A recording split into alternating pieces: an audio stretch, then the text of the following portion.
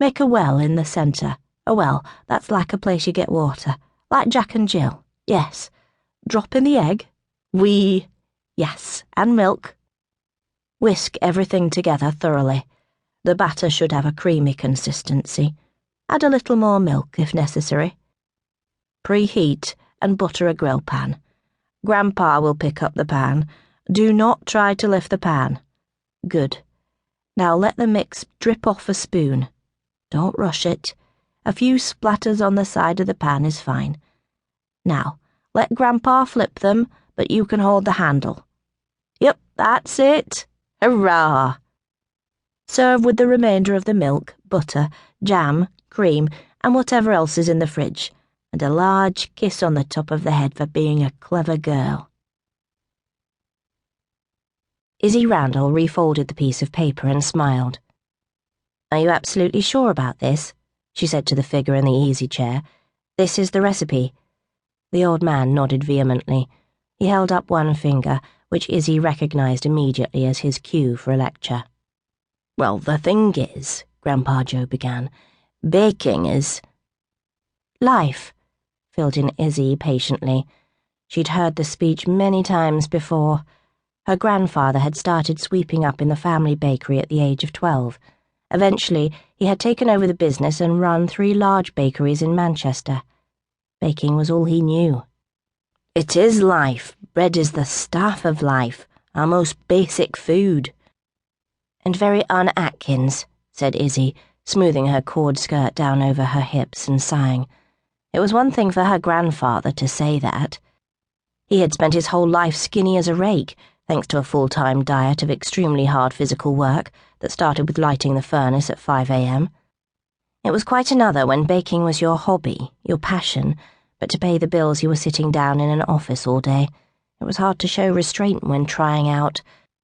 She drifted off, thinking about the new pineapple cream recipe she'd tried that morning. The trick was to leave enough of the pith in to give the flavour bite, but not so much that it turned into a smoothie. She needed to give it another shot. Issy ran her hands over her cloudy black hair. It went well with her green eyes, but created absolute bloody havoc if it rained. So when you describe what you're making, you must describe life. Do you see? It's not just recipes. Next thing you'll tell me you're measuring in metric. Issy bit her lip and made a mental note to hide her metric scales the next time Grandpa visited the flat. He'd only get himself worked up. Are you listening to me? Yes, Gramps. They both turned to look out of the window of the assisted living facility in North London. Issy had installed Joe there when it became clear he was getting too absent-minded to live on his own. Issy had hated moving him down south after he'd spent his life in the north, but she needed him close enough to visit. Joe had grumbled, of course, but he was going to grumble anyway, moving out of his home to anywhere that wouldn't let him rise at 5 a.m. and start pounding bread dough. So he might as well be grumpy close by, where she could keep an eye on him. After all, it wasn't as if anyone else was around to do it. And the 3 bakeries, with their proud, shiny brass handles and old signs proclaiming them to be electric bakers, were gone now. Fallen prey to the supermarkets and chains that favoured cheap white pulp over handcrafted but slightly more expensive loaves. As he so often did, Grandpa Joe watched the January raindrops fall across the window and read her mind. Have you heard from your mother recently? He said. Issy nodded, noting as ever how hard he found it to say his own daughter's name.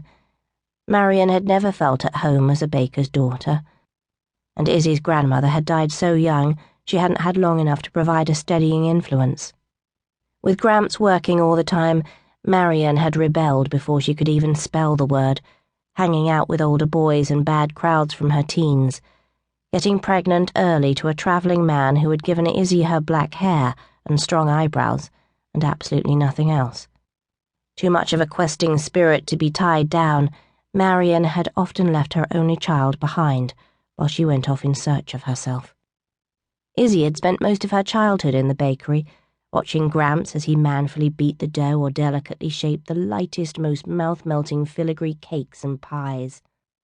Although he trained bakers for each of his shops, he still liked to get his own hands white with flour, one of the reasons Randall's were once the most